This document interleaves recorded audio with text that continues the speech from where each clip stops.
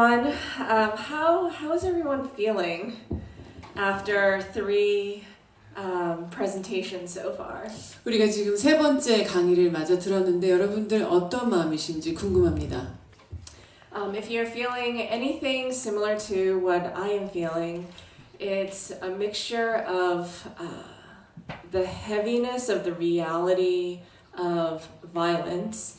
아마 저랑 같은 감정이시라면 이 현실에 대한 어떤 무거운 마음과 and a sense of the great opportunity for justice and our role, the church's role, and community's role to bring more hope and light against this darkness. 그렇지만 한편으로는 또 우리가 이 지역 사회와 또 교회가 같이 참여할 수 있는 어떤 이런 좋은 기회라고도 생각됩니다. Today I am here in my personal capacity, although I work at the U.S. Department of Health and Human Services. I'm not here representing the U.S. government. I just have to start with that disclaimer. 제가 미국 그 보건부에서 일하고 있지만 오늘 제가 여기 참석한 것은 개인적으로 참석한 것이고요. 어떤 미국 정부를 제가 대신해서 온 것은 아닙니다. And I wanted to start with my own story of how I came to learn about human trafficking. 사실 저희가 개인적으로 어떻게 이 인신매매를 접하게 됐는지에 대해서 먼저 나누고 시작하겠습니다. So it was about 14 years ago when I first learned about human trafficking. 제가 한 14년 전쯤에 인신매매에 대해서 처음 알게 되었고요. And it may surprise you, but it started off with a theological debate. 여러분들 좀 놀라실 수도 있겠지만 제가 처음 이것을 알게 된 것은 어떤 theology에 대해서 그 나눔을 갖는 시간에 이것에 대해서 알게 됐습니다. At the time, I was a college student at Brown University. 제가 브라운 대학교의 학생이었고요. And I had a very good friend named Derek, who is the other co-founder of Polaris Project. 지금 저는 데릭이라는 친구와 함께 논쟁을 하고 있었는데 지금 폴라리스에 같이 참여하고 있습니다. And Derek is a self-described atheist surrounded by Christian friends. 데릭은 자기 자신을 무신론자이지만 기독교인들에게 에워싸여져 있는 사람이라고 표현을 하기도 했습니다. And we had a lot in common, including a heart for social justice. 저희는 많은 공통점이 있었는데 특별히 어떤 이런 사회적 정의에 대한 그런 공통점이 많았습니다. And one day he asked me, "You are such a, we seem to have so much in common, but how can you care about justice, but believe in this God that is not for justice?" 저에게 이렇게 질문했어요. 우리가 참 공통점이 많고 너같이 정말 어떤 사회적인 이슈에 대해서 그렇게 정의에 대해서 마음이 있는 사람이 어떻게 정의롭지 않은 하나님에 대해서도 마음을 가질 수 있냐고 물어보는 거예요. So I was confused because that was not the God that I knew. 근데 저는 혼란스러웠죠. 왜냐면 제가 아는 하나님은 그런 분이 아니셨기 때문이죠. So Derek explained throughout history, the church has been used to perpetuate all types of injustice and violence from the Crusades all the way to slavery. 데릭이 저에게 말하기 역사적으로 볼 때에 기독교 또 하나님이 되돌아보면 하나님을 통해서 기독교가 결국은 크루세이드나 또 노예제도에 적극적으로 참여했다는 것을 저에게 말해주기 시작했어요. He was even encouraged to purchase a Bible to have this debate with me. 그래서 저에게 성경책을 사도록 권유했고 이 논쟁을 하기 위해서 저에게 성경책을 사라고 말했죠. And he pulled out all these verses in the Bible about slaves obeying masters and the institution of slavery that was in the Bible. 그리고 성경 안에 있는 노예 제도에 대한 그런 구절들 또 노예가 그 주인의 말을 들어야 하는 그런 상황들에 대해서 저에게 보여주기 시작했어요. And I countered saying during the times of abolition that Bill was just talking about, there were many church leaders and people of faith like William Wilberforce who courageously stepped out to say that slavery was wrong. 그렇지만 조금 전에 빌이 말했던 것처럼 그 윌버포스나 그런 사람들이 그 노예 제도에서 싸웠던 것에 대해서 제가 또 말하기 시작했죠. and pulled out other verses in the Bible about how there's no Jew, no Gentile, no slave, nor free, for we are all one in Christ. 그리고 또 성경에 있는 다른 구절들, 우리가 노예도 아니고 우리가 모두가 다 그 하나님의 자녀라는 그런 구절을 제가 또 이제 보여주기 시작했어요. And so I had said, had I lived back in the days when slavery was normal, I hope I had enough faith to be firmly an abolitionist. The early innovator and adopter that Bill mentioned in one of his slides. 빌이 조금 아까 보여줬던 것처럼 만약에 제가 그 시대에 살았다면 저야말로 그 early adopter, 그 처음 혁신을 시작했던 그 사람들, 그리고 노예제도를 반대하는 그런 사람이었을 거라고 말했죠. And it was a very passionate intellectual theological debate that we had. 굉장히 우리가 이성적이고 굉장히 열정적인 그런 논쟁을 나누고 있었어요. And as it turns out, I had an opportunity to test my convictions. 제가 저에 대한 어떤 제 안에 있는 확신이 좀 시험을 당할 수 있는 그런 상황에 놓이게 되었어요. Later that week, in the local newspaper, I read about a police investigation. 그 주말에 제가 그 뉴스에서 어떤 그 경찰들이 조사했던 그런 것에 대한 뉴스를 보게 됐는데요. It was very similar to the stories that Bradley and Eddie shared with you earlier today. 오늘 에디 목사님과 브래드가 나눴던 그런 부분에 대한 뉴스였습니다.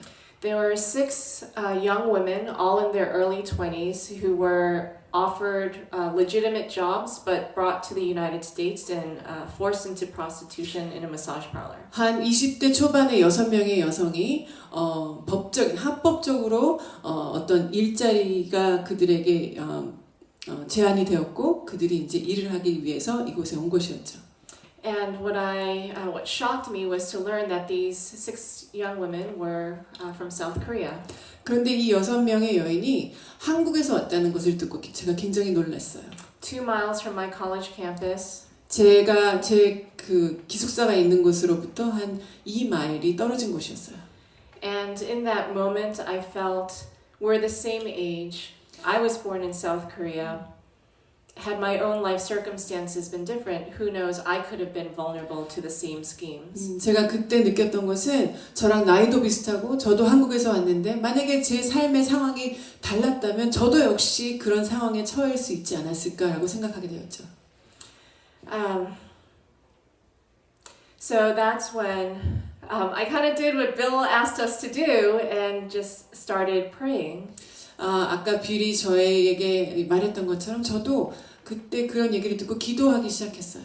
And asked myself, who am I? I'm just a college student with no money and nothing, no other resources. 제가 내가 누구길래 저는 그냥 대학생이었을 뿐이었고 제가 어떤 그런 돈이나 재정적인 것이 충분하지 않았던 학생이었어요. To make a long story short, the day after graduation, Derek and I, we moved Polaris Project to Washington, D.C. To start working and trying to figure out how do we respond to this problem as a community. 그래서 저희가 이제 졸업을 하자마자 데릭과 제가 워싱턴 DC로 이주하게 되었고 그다음에 거기에 폴라리스 그 프로젝트도 같이 이주하면서 저희가 어떻게 하면은 이 일을 잘 감당할 수 있을까에 대해서 고민하기 시작했죠. So what I would like to do today is just share some lessons learned from the last 14 years of working with victims of trafficking. 그래서 제가 오늘 나누고 싶은 것은 제가 지난 14년 동안 경험했던 그리고 이 인신매매에 를 당한 사람들이 어떻게 회복될 수 있는 것에 대한 저의 경험을 나누고 싶습니다. Especially around the psychology and the reality of the violence around human trafficking. 인신매매의 그런 어떤 현실과 또 이 사람들이 정신적으로 겪는 어떤 그런 어려움에 대해서 좀 나누고 싶습니다.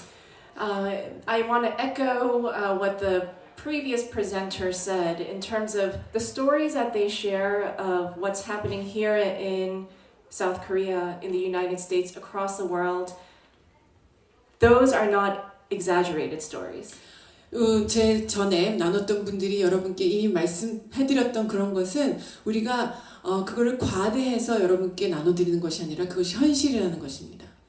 The first main point that I wanted to share is that human trafficking thrives when there is a vacuum in the community. 인신매매는 제가 첫 번째 강조하고 싶은 것은 인신매매는 어떤 그 지역 사회에 어떤 빈 공간이 있을 때에 이것이 정말 활성화된다는 것입니다.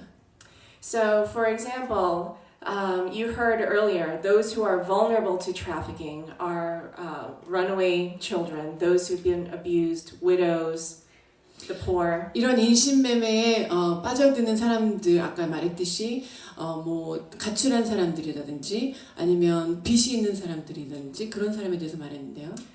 One thing I want to add to that is it's not just a matter of them being vulnerable, it's that human traffickers are actively targeting them for victimization. 그들이 이런 상황에 처해 있을 뿐만 아니라 사실은 이런 사람들을 겨냥해서 찾고 다니는 사람들이 있다는 것이죠.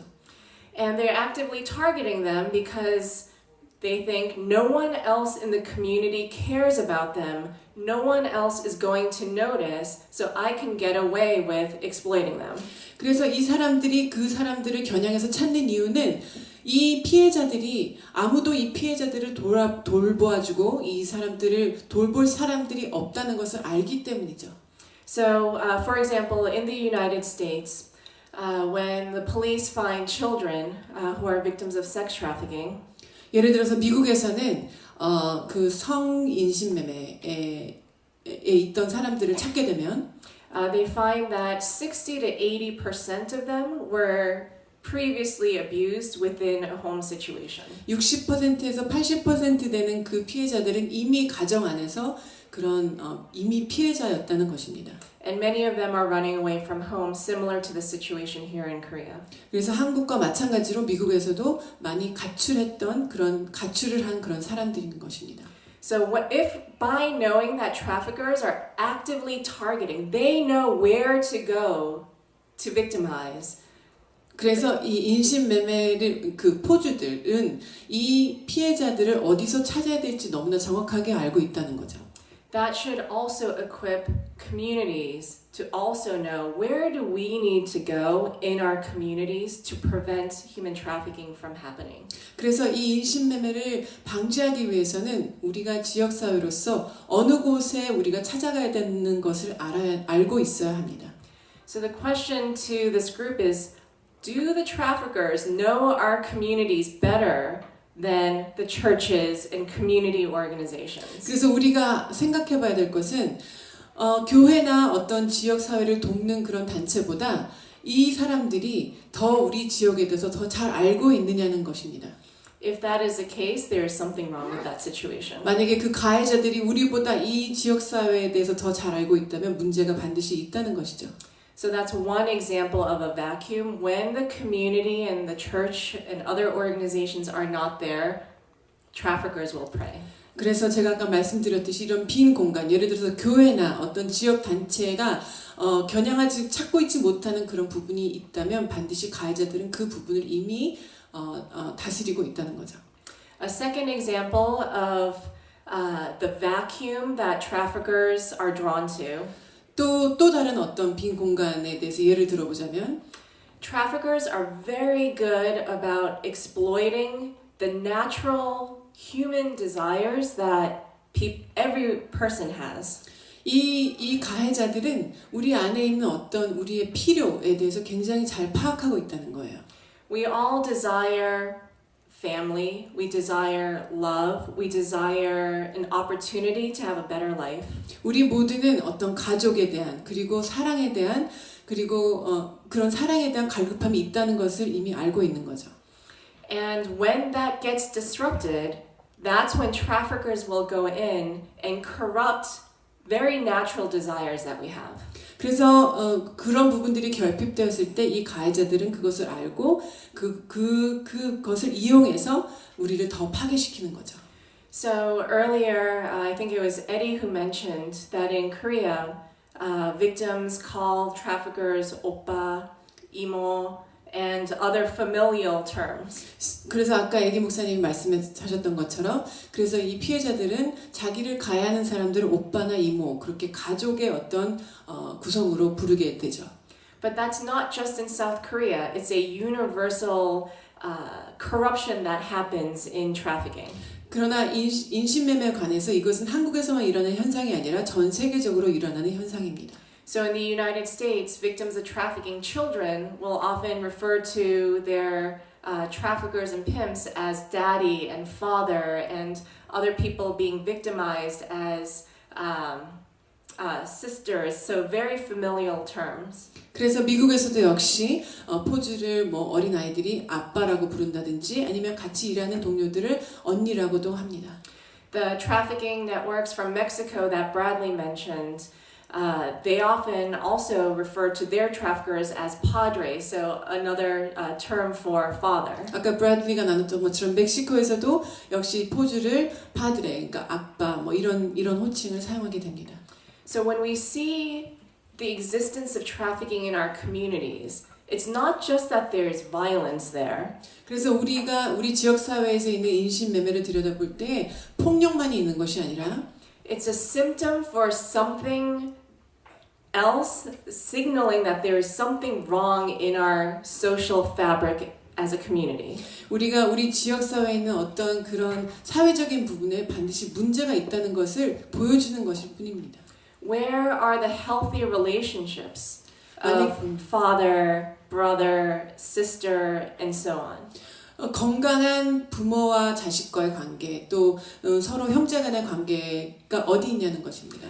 And what is the role of the church and community organizations to fill that vacuum and that desire that so many people have? 그리고 그 많은 사람들이 원하는 그 공허함, 그 필요를 채워줄 수 있는 것이 그것에 대한 역할을 교회나 지역사회가 하고 있냐는 것이죠.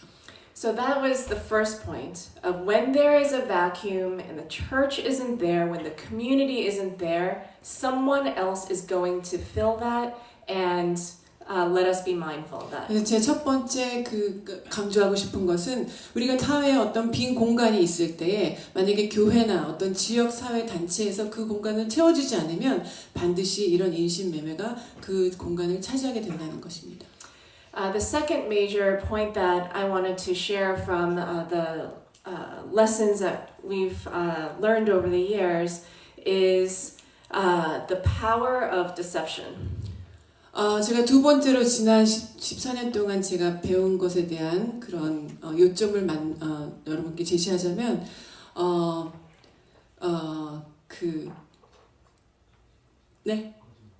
거짓말의 능력입니다. So you heard from the previous speakers that victims of trafficking, they're tricked, they're deceived. There's all sorts of ways of confusing them about what they're signing up for. 그 피해자들은 그들이 얼마나 자기네들이 속임을 당하고 거짓말에 넘어가는지 잘 모르고 있다는 것입니다. To the point where one of the most effective ways traffickers get away with what they're doing is by the illusion that human trafficking does not exist.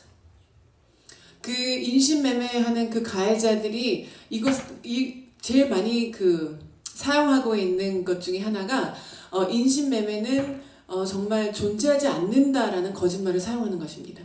So when the government or churches or organizations say, "Oh, this is not a problem in my country. It does not exist." That is a tactic that traffickers use to get away with what they're doing. 그래서 그 정부나 교회나 지역 사회가 우리 지역에는 우리나라에는 이런 문제가 없다고 얘기할 때 그 가해자들은 그것을 인용해서 그것을 벌받는 것에 대해서 피해갈 수 있는 그런 도구가 되는 거죠.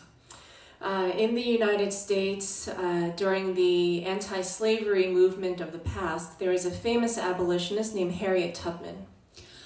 그 미국에서 노예 제도가 폐지될 때쯤에 굉장히 유명한 사람이 있는데 Harriet Tubman. 해리엇 탑맨이라는 그런 사람이 있었습니다. She was someone who was once in slavery and escaped to freedom. 그녀도 역시 노예였지만 해방돼서 자유인이 되었던 사람이죠. And even though she was in freedom, she risked her life to go back to the South to get other people and bring them to freedom. She did that for 10 years. 그녀는 자유인이 된 이후에도 그 남부 쪽으로 다시 가서 다른 노예들을 구출하기 위해서 10년을 그렇게 살았습니다.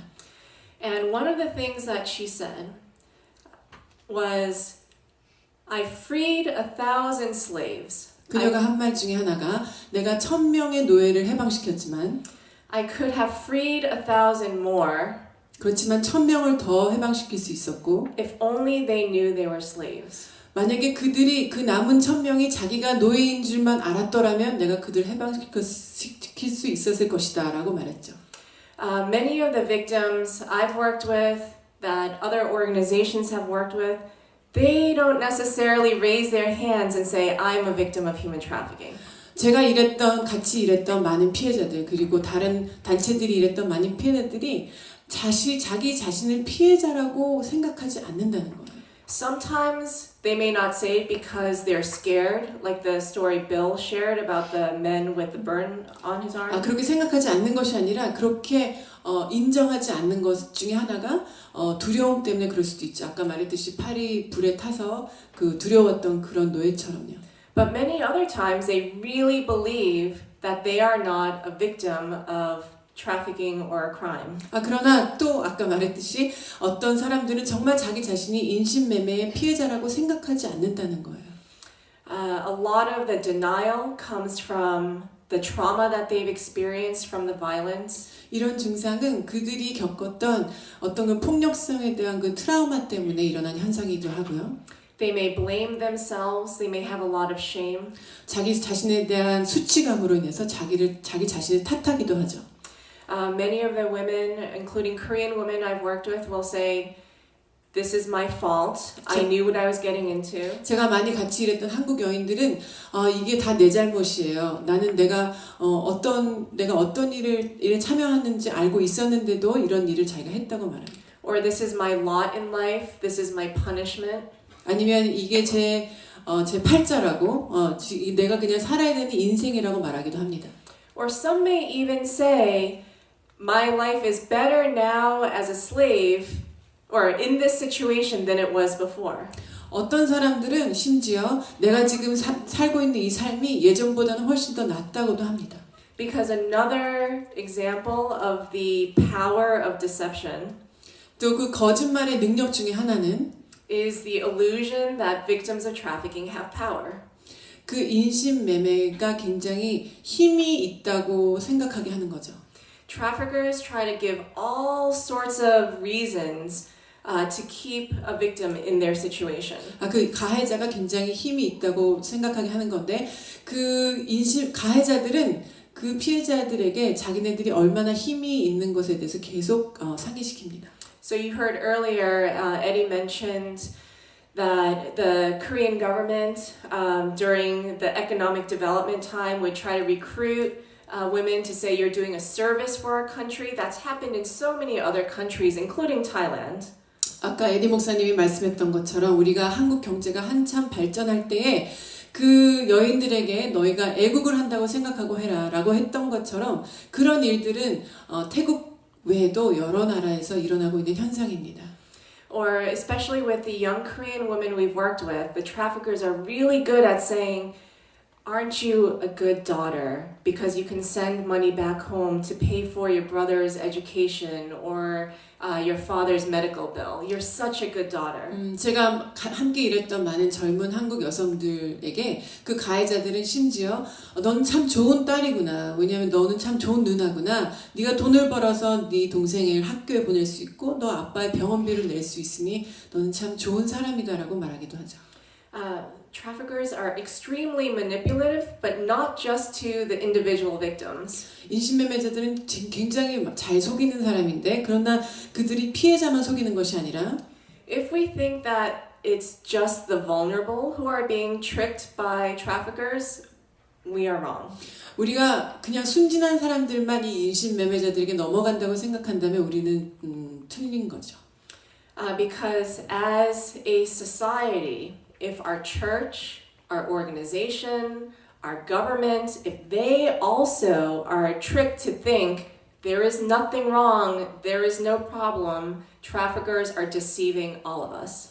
만약에 우리 교회나 우리 정부나 또 우리 주변의 그 단체들이 정말 이거는 별 문제가 아니라고 생각한다면 그 인신매매자들은 정말 자기 일들을 잘 감당하고 있다고 봐야 되겠죠. So what is the church to do if the reality is that one of the most powerful tactics that traffickers have is deception? 만약에 정말 이 인신매매자들이 사용하는 가장 그 유효한 방법 중에 효과 있는 방법 중에 하나가 이런 거짓말이라면 우리가 교회로서 어떻게 해야 될까요? It is symposiums like this, raising awareness, and that what you learn today you will take with you and share with other people. 그 방법 중에 하나는 오늘 이런 모임과 같이 이런 모임에서 우리가 듣고 배운 것을 우리 주변에 있는 사람들과 나누는 것이 그 중에 하나겠죠. The third lesson that I want to share with you today 제가 오늘 여러분과 나누고 싶은 세 번째 레슨은 is that the road to recovery is very difficult. 이 회복하는 그 과정이 굉장히 힘들다는 것이에요. I mentioned the trauma from the violence and the trauma from violence that happens in situations of trafficking that make it hard for people to move on. 그래서 이 인신매매 이 과정 가운데서 겪는 그 폭력으로 인한 이 트라우마가 이 사람들을 앞으로 나아가는 것을 막고 있는 거죠. So often when we work with victims of trafficking, even very simple decisions, for example, after they come out, we go grocery shopping together, food shopping. 그래서 이 인신매매자들이 피해자들과 같이 있다 보면은 아주 간단한 그런 어떤 선택도 굉장히 힘들어요. 예를 들어서 우리가 같이 이제 그로서리 쇼핑을 가는데 And we tell this young woman, what do you want to eat? You can buy whatever you want to eat. We hope it will be healthy. 그래서 우리가 너가 먹고 싶은 거 아무거나 골라도 된다고 건강에 좋은 음식을 선택하라고 했을 때 And as we're going through the store, everything she wants to eat, she'll hold up and say, "Can I get this?"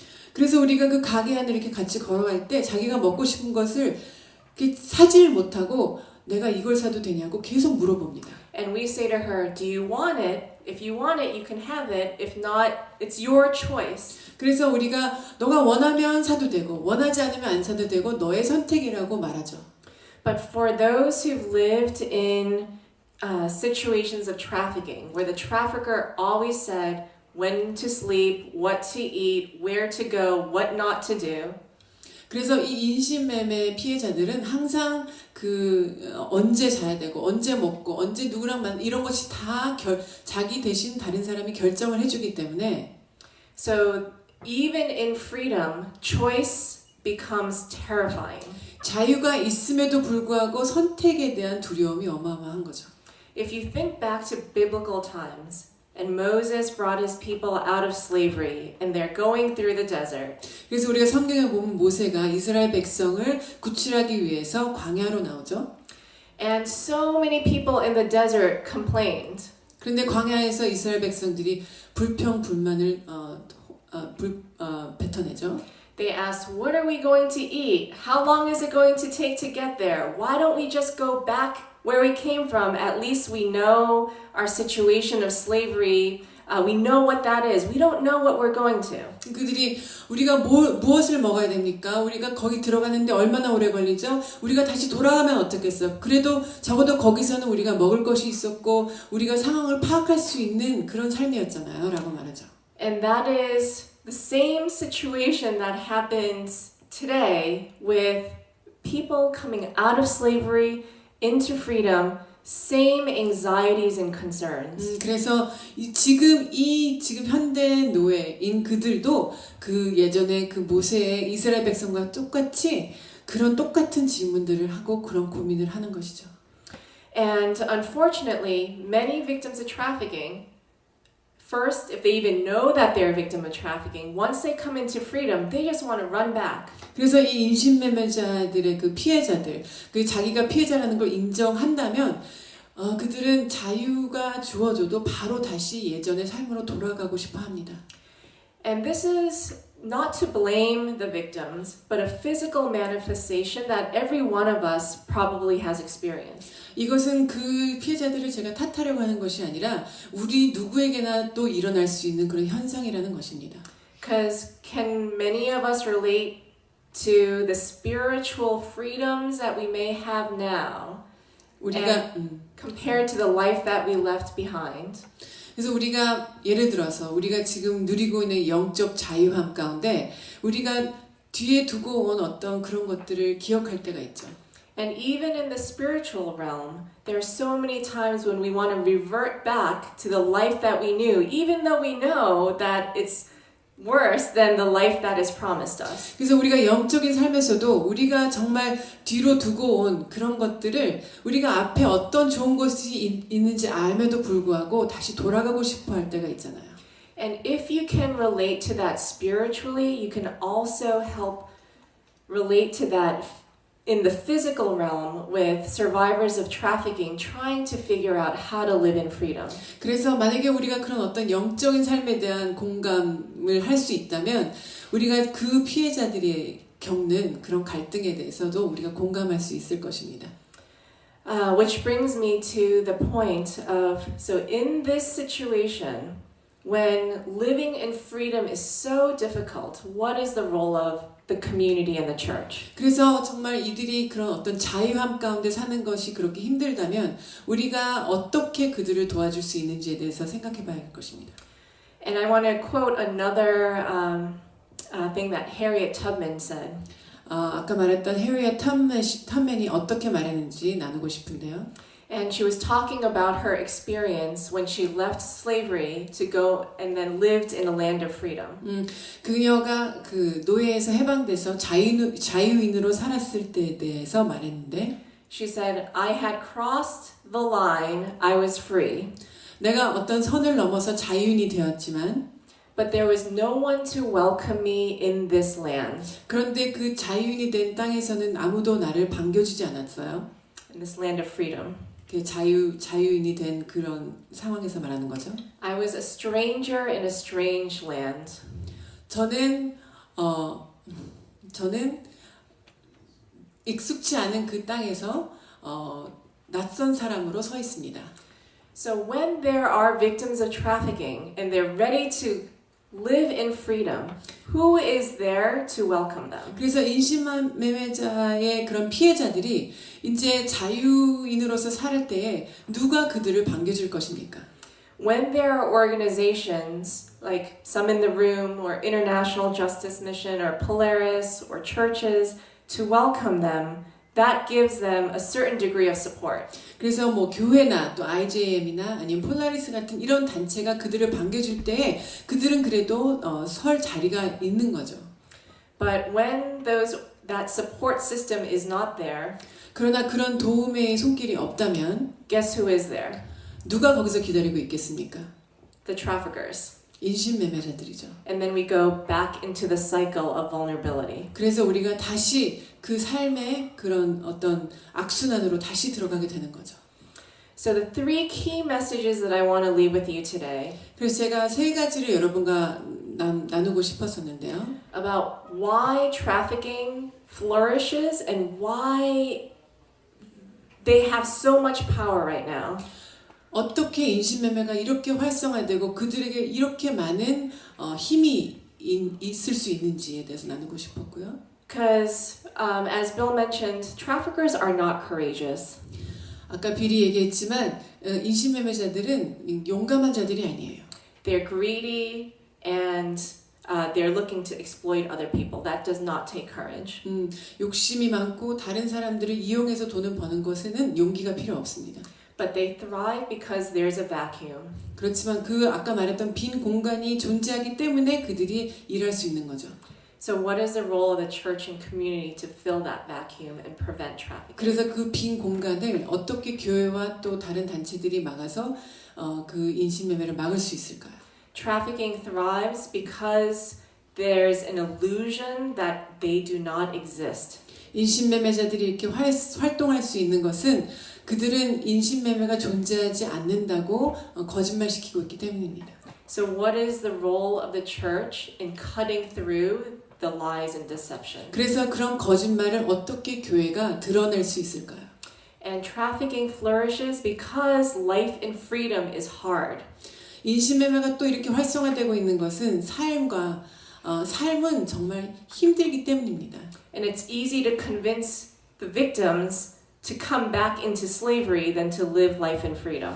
그래서 그 자인으로서 사는 것이 힘들기 때문에 이 인신매매자들은 다시 이 인신매매자 피해자의 삶으로 돌아오라고 하는 것이죠. 할 수 있는 것이죠. So what is the role of the church and community to help people go through the hardships of living in freedom?